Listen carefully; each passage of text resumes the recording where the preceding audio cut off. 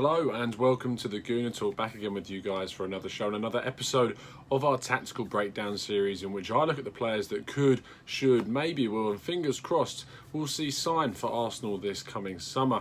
And we are getting ever so much closer to that July 1st kit reveal, in which we all seem to think that is when we can start actually signing players. And I thought there wasn't too much credence to that theory, but they're ever so slightly getting close to this day. Maybe there is something in it which I would find extremely hilarious and comedic.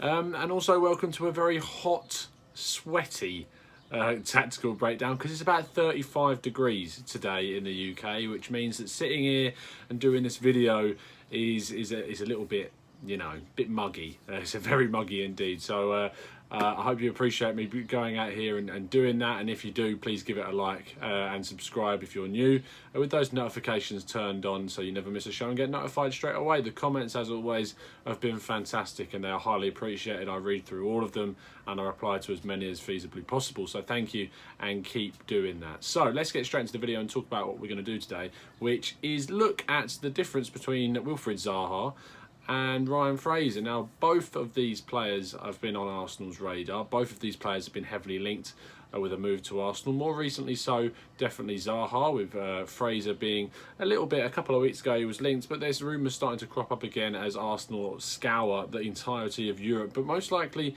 looking to England for someone to bring in that wing department.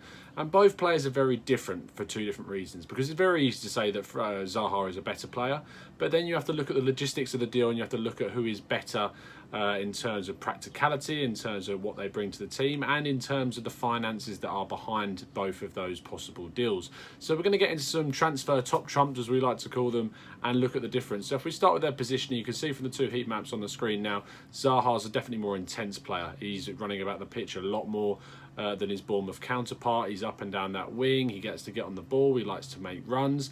Whereas if you look at Fraser, it's much less intense. And it's much less intense because he sort of lets the ball do the work. He's not up and down the pitch like you'd expect a lot of wingers for. He's much more a left midfielder type of player that's just sort of there, receives the ball, plays the ball, receives the ball, plays the ball, finds the right position, takes on some players sometimes, don't get me wrong, he can dribble the ball. It's a myth that he can't dribble, because he certainly can, and we'll get into that with his statistics. But when he does, it's more to try and get into a position where he can either cut the ball back or bring in a cross.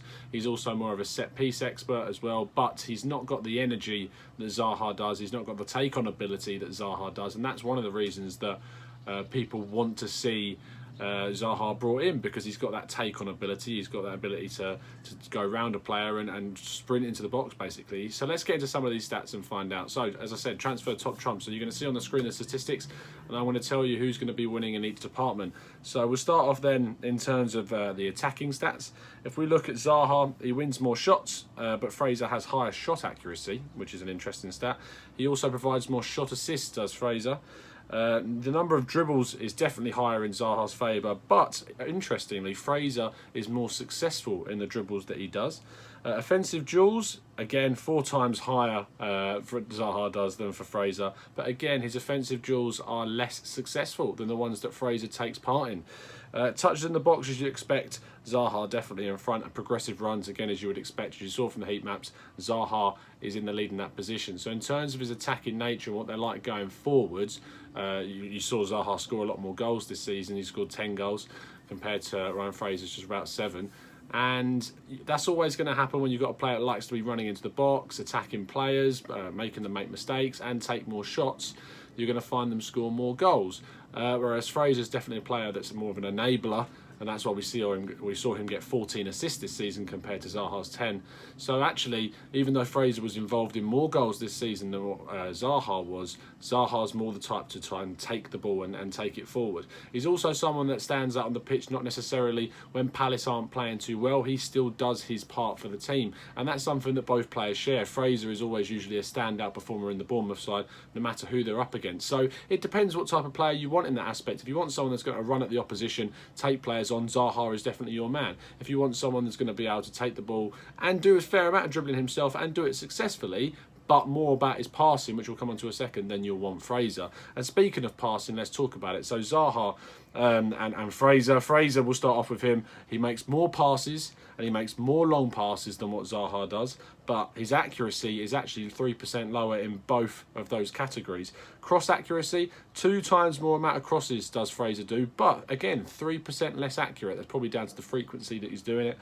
And then we look into his the amount of passes into the final third, which again is higher than Zaha, and so are the amount of passes into the box that he makes. But again, much higher accuracy on Zaha's side for those two statistics. Fraser actually receives the ball for Bournemouth a lot more than what Zaha does, which is interesting to see how much the ball is received for by Zaha being less as a player that's sort of a talismanic figure and look to take on players. But actually because we know that Bournemouth like to enable Fraser to play his game, feed players, that they always want to try and find Fraser because they know they're going to get a good ball back in return. If we then look at the forward passes and the backward passes, again, higher in Fraser's area, but the accuracy again is higher for Zaha. Now, there's 2 ways to look at this. One, Zaha's a better passer because he's more accurate in all of those statistics there. But you've got to factor in the fact that Fraser is doing this on a much more regular occasion. The passes that he's trying to do are into positions which are much more difficult to see success in, such as crosses, such as passes into the box and to the final third. You're going to see a much less accuracy because he's trying them more often, so you're going to see more mistakes. So it does make sense, but that shouldn't take away from the accuracy that Zaha does possess in his passing, and Zaha is a very capable passer at playing those balls across and putting them into the box. Finally, if we look at their 2 defensive stats, because if you're looking at wingers, you need to know that they're going to get back, you need to know that they're going to get involved with defensive duties and defend the back line. So if we look at Zaha, he's got higher defensive duels and a higher defensive duel success rate. With Fraser, he wins more of his aerial duels than what Zaha does. He makes more interceptions and he loses the ball less than what Zaha does, and you'd expect that from a player like Zaha, who's always on the ball, always trying to run at players. He is going to lose it here and again, and Fraser, for that reason, loses the ball less than he does.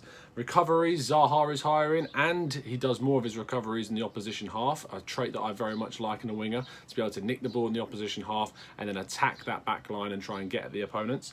Clearances are more done by Fraser, but fouls are definitely higher in Zaha's department. Fouls is 1.29 per game, which for a winger is insanely high when you think that's about 6 times higher than even more than that than what Fraser does. A huge amount of fouls, but that is because he likes to try and get stuck in. Unfortunately, he's not so accurate with them half the time, and he does give away quite a few fouls across the whole season. But that obviously means that Fraser is more disciplined because the amount of yellow cards and red cards that Zaha has received is much higher than what Fraser has. So discipline-wise, Fraser is definitely better. But you've got a player in Zaha who runs about the pitch, wants to get involved, wants to get on the ball, and he certainly does that, and he wants to try and get the ball back for his team. So that's pretty much the statistics altogether then. And if we look at those 2 in comparison, you've got a player there in Fraser that, as I said before, is an enabler, he's a passer, he wants to create chances. And then you've got a player like Zaha who's definitely more take the ball to the opposition, take the ball to the other team, try and make things happen. Now, in terms of where I sit, there's 2 schools of thought. If you were to say who would I rather have, and it's just that, there's no stitch strings attached, it's just who would you rather have, I would pick Zaha. 100% would pick Zaha because he's a better player. I think he's something that we need. I think he's something that would be a different dimension for the team. But if you said in this transfer window, who do you think is the better signing for Arsenal to make? Well, it would be Fraser. It has to be Fraser because obviously the money is just so silly and so extortionate in terms of what Crystal Palace are asking for, that the money for Ryan Fraser would be so much better for us. I think actually, although what I've said about Zaha is completely true and we do need someone like that, we 100% need someone like Ryan Fraser that's going to be creating more chances. We were out in so many situations last season where we tried to create chance upon chance and they weren't very good. And I know that Kolasinac's tried to cut the ball back several times, but he does it in the positions which are just easy to close down. Ryan Fraser's deliveries come from positions which are much harder, and he pulls them off with a lot more success of these difficult chances that he creates. And I think the more frequency of chances chances that he creates would be really, really beneficial for us. So 100% I am behind us in the signing of Ryan Fraser. But that, at the end of the day, is just what I believe. I just think that he's just someone that makes more sense because of the money. It saves us money we can spend in something like an extra centre-back on top of us, obviously the possible Saliba deal. But that's my thoughts on it. Obviously, if you want to learn some more about the two players, you can go check out the individual videos I've done on them. The first one, obviously, on Ryan Fraser way back when, talking about the player as a whole and what the type of chances you can see in that video, the type of chances that he actually creates. And then a few days ago, I did a tactical breakdown on Wilfried Zaha, and you saw the different types of chances he creates, the goals that he scores, and the type of player he is, again, with his bursting, his strength, his speed, and how he uses that to his benefit. So go check that videos out if you want to learn a bit more about those two. But tell me in the comment section below, who would you be signing? Who would you want to sign for this summer based upon, firstly, who would you prefer? And secondly, what for you makes the most sense? Does it make sense for us to blow all of our budget and try and go all out for Zaha if it came up that we could actually do it? Or do you think we should be a little bit more sensible with our money and spend some of it on a player like Fraser, who's going to cost less, but still be very beneficial for the team? You tell me in that comment section below. If you've liked the video, please give it a like. Please subscribe if you're new with those notifications turned on. And we'll see you again very soon tomorrow for our season preview of Kenny Ken. Much looking forward to that. If you've got any questions, please DM them on Twitter at the Gooner Talk TV. But until then, and as always, up the Arsenal.